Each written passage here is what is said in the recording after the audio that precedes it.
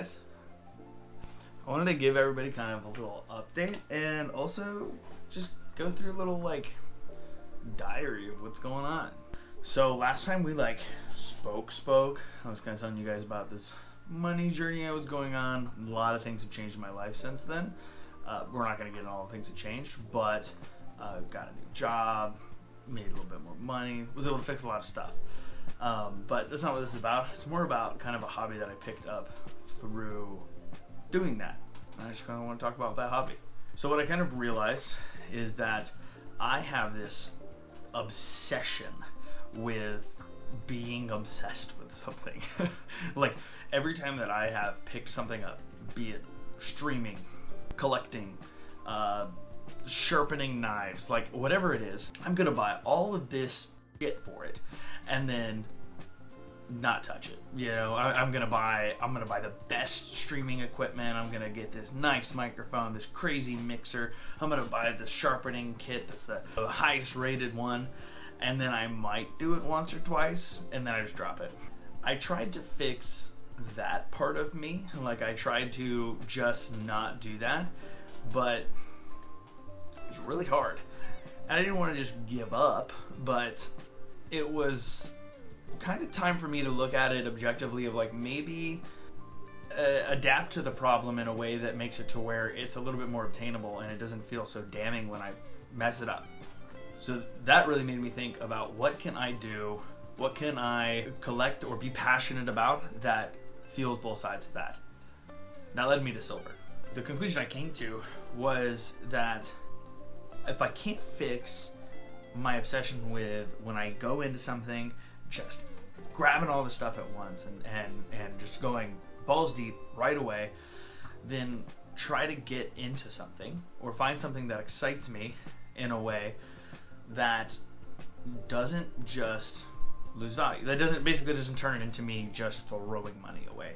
And I found that with collecting silver, like silver coins or silver pieces. I didn't really know a lot about it when I first got into it, honestly. I got a couple pieces from my grandpa, and it kind of motivated me to like, let me learn more about this. Let me kind of figure out what this is, like what it's all about. Went to a coin shop or two, found out what kind of made that community click, right? What was exciting to them, what was important to them, what sold, what didn't sell. And I kind of started getting that spark of that reseller vibe. Back in the day, I used to resell stuff all the time. That was like my favorite thing to do was get on Craigslist as a 15-year-old kid and sell things to strangers. Like there was literally nothing better than that. I did it all the time. And I was getting a little bit of that from collecting and selling the silver and learning about it. And I did exactly what I always do, and I got really, really into it really, really quickly. But it's been great because unlike everything else I've done, it has value. It has innate value that will, never go away. I mean, obviously things can happen with any kind of investment, but it has made it to where I can do something that excites me, that brings me joy when I do it, and I have something tangible, but I have something that's worth money, and in the best case scenario, it becomes worth more money, but in the at least medium worst case scenario, it's at least what I paid for it pretty consistently, and that's been nice. So to me, there's two types of collecting silver. There's collecting for its numismatic value, and there's collecting for its weight. There's other ways to do it, but to me, that's all I really care about. Weight is just silver is sold at a certain price. It's deemed worth this much money. So right now it's $28. So 1 ounce of silver, $28. And then numismatic is like a Pokemon card. A Pokemon card, by its value, is worth nothing. It is a piece of cardboard. It has no value. But if I have a Charizard, it's worth hundreds, thousands of dollars because of the value that it represents or what it represents. And so silver is the same way. This is a piece that is numismatic value. It's a pawn piece. I really like it. It's 1 ounce of silver, and it represents a little pawn, like for a chessboard. One day I'm trying to collect all of them to make a chessboard with the silver pieces. But this is only 1 ounce of silver, which means it's worth $28 right now. There is numismatic value behind it, so somebody might be willing to pay a premium for that, $50, $70, whatever they're willing to pay for it. And so you can collect things because of that. Then you have things like this, a generic round. It is very much just so that. It is a generic round, because it's a coin, of silver. This one is half an ounce, but most of the time they're 1 ounce. And this is going to be most closely priced at whatever spot is. So again, if spot is $28 right now, the most somebody would normally pay for something like this is about $30. There's always a premium to whatever spot is, just because things have to be made. It can be about $2 depending on if you're getting a great deal. If you're not, it can go all the way up to $5 over spot, just depending on where you buy it or what it is.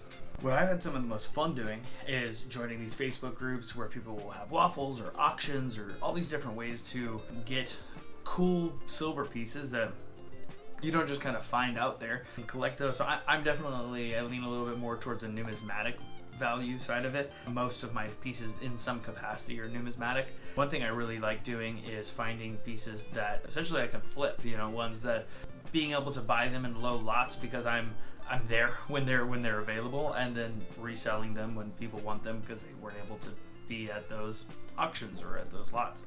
I also really like pours. It's just like a silver skull. It's 5 ounces of silver, and it's a limited amount, 90 out of 111.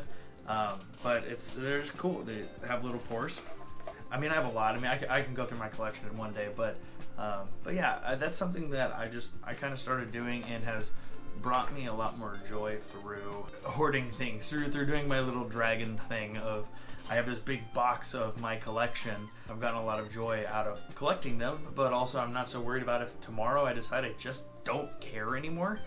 I still have a box that's worth about what I paid for it and will continue to be worth that. And so I've had a lot of fun with it. I have a lot of really cool pieces that if anybody cares, I'd love to share with people, but it's just been a cool way for me to kind of release that mentality that I have of getting all of these things, still getting them, but more so in a way that I think is logical, in a way that it is like an investment as opposed to just a money dump and drop, which I've done too many times in the past. I'm always looking for new things, so if anybody else has things that maybe they've done that's kind of sparked that for them, or maybe you've had the things like me where you get the knife sharpening kit, or you get the coolest lawnmower and weed eater, or whatever it is that you decide that you have to go full send on. What is that for you? Because I mean, for me, it's been a lot of things, a lot of little things throughout the years now. I really like this one. I think that there's others out there that I'm going to enjoy just as much, but so far this one has been one of the best ones for me. I appreciate you guys kind of hanging out with me while I just diaried out what's going on with me. Don't forget to spread positivity. Happy people make happy people, and I see you guys next time. Peace.